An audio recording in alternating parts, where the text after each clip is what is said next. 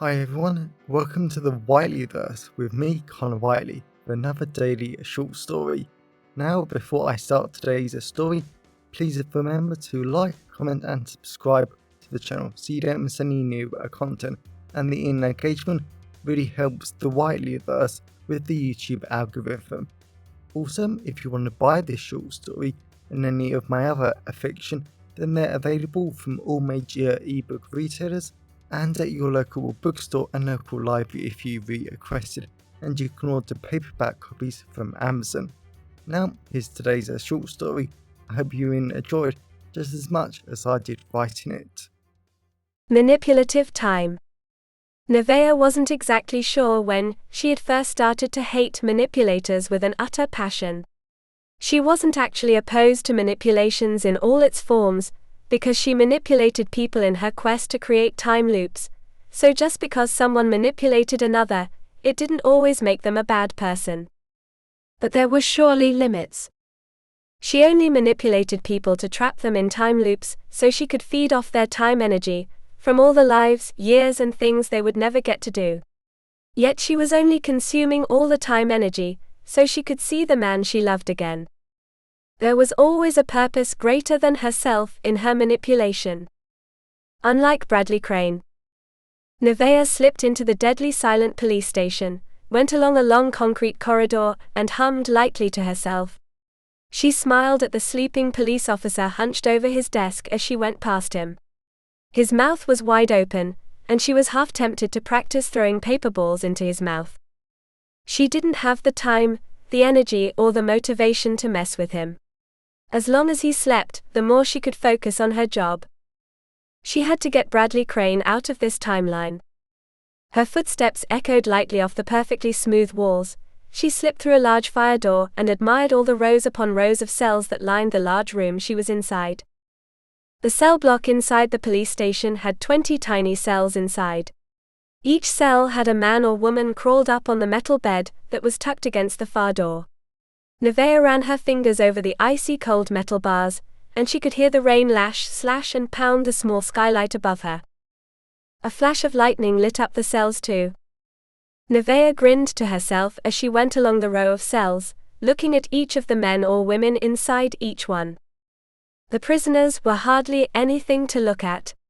Most of the women were middle-aged with long brown hair, dirty clothes and screwed-up faces like they were all having nightmares. It was hard to tell them apart, and this was Hell's Place, so maybe they were having nightmares. Everyone knew the rumors, more like facts, about Hell's Place. The former council estate where people got murdered, disappeared or other weird and twisted things happened every day. It was Hell's Place that had transported the love of her life, Archie, back to ancient Egypt when she had invented a time machine. Hell's Place giving people nightmares would be mild compared to what it normally did to people. Navaeh stopped outside one cell that smelt of sweet apples, placed her hands on her hips and grinned. "Bradley Crane," Navaeh said quietly. She watched as Bradley sat up, ran a hand through his longish messy black hair, and he stared at her. Then he went back to bed. Navaeh laughed. Bradley was hardly a looker, but he was cute enough.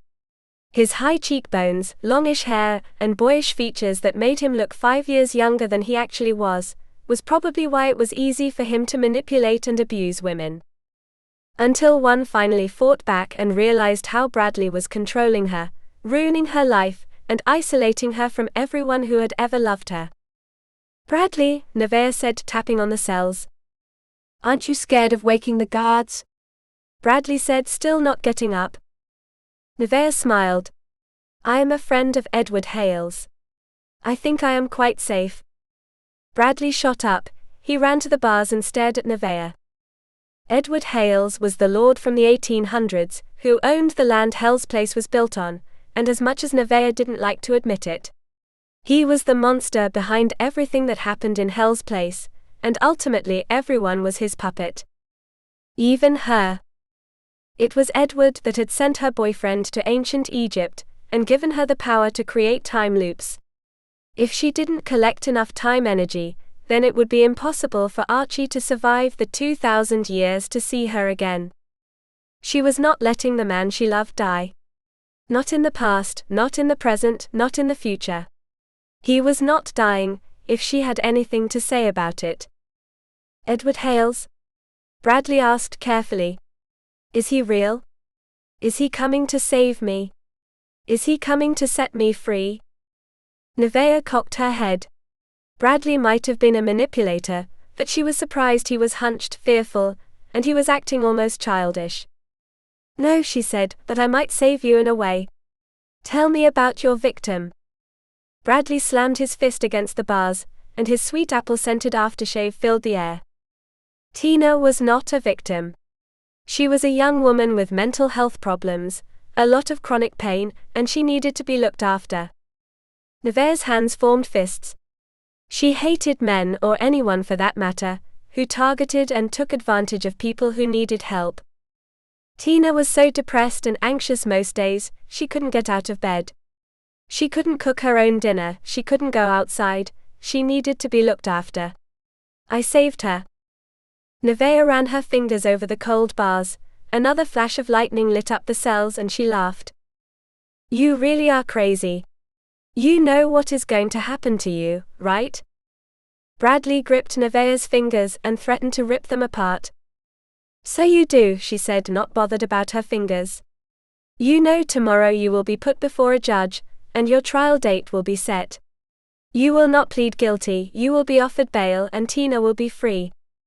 Please, you have to help me, Bradley said, releasing her fingers. Tina needs me. She needs someone to protect her. You've checked on her, right? Navaeh didn't react. She wanted to know what he was playing at.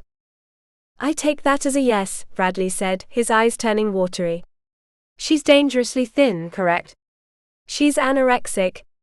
She needs me to feed her, protect her, and look after her.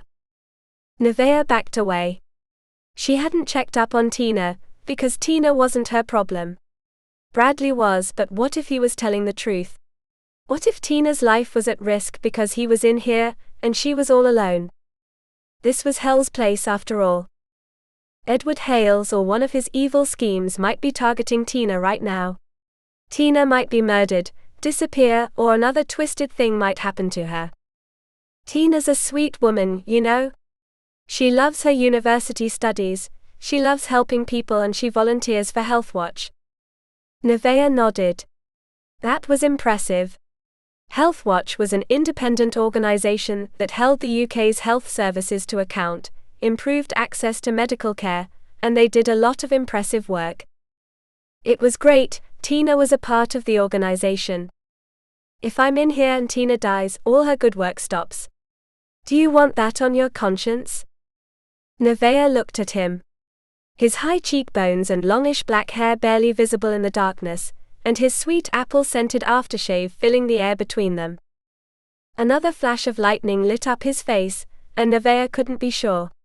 She didn't want any death on her conscience. She was only doing this to save the man she loved. She didn't want anyone to die or anything bad to happen. She was a survivor, and just trying to make the best out of this impossible situation. Yet Bradley was still an arch manipulator. Navaeh cupped his high cheekbones with her hands, grinned, and she stared him dead in the eye. You never cared about her though, Navaeh said. Her grip tightened around his face. Bradley tried to pull away. He couldn't move. I will give you a simple choice, but please know your choice matters very little to me. I have made the same offer to stalkers, murderers, and more horrors of humanity than you ever know existed. Are you listening, little Bradley? Bradley nodded once. His eyes widened in terror, as the lightning illuminated the cells, and the constantly slashing, lashing and pounding of the rain against the skylight above echoed round the room.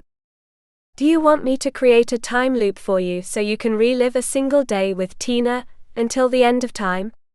Navaeh asked. It can be any day you want. You can manipulate her, train her and abuse her all you want, and she will be as clueless as ever. Bradley grinned, and Navaeh released him and backed away. She felt sick, as her stomach churned violently at the sight of his predatory grin. He looked at her like she was one massive juicy meal. Now she knew how a zebra felt when staring at a lion. Except lions were powerful, majestic, and honorable. Bradley was none of those things. "Give Tina to me," Bradley said. "She is my puppy, my plaything, and she deserves to know consequences for her actions." Navaeh smiled, grabbed Bradley's hand and created a time loop. She shivered as Bradley melted away, and she just wanted a long shower so she could wash away his cold, slimy touch and get rid of his awful apple-scented aftershave from her senses.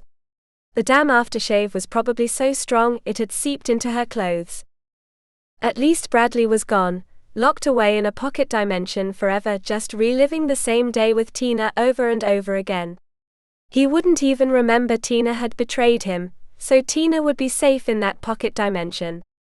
And the Tina in this timeline would be safe, free and secure, so she could hopefully start recovering and rebuilding her life. Navaeh shivered, as the wonderful warmth of the time energy from all the things, years and futures Bradley would never get to do filled her body. And she grinned because she was one step closer to having the man she loved back in her arms. If that wasn't a brilliant end to another time loop, then she really didn't want to know what was.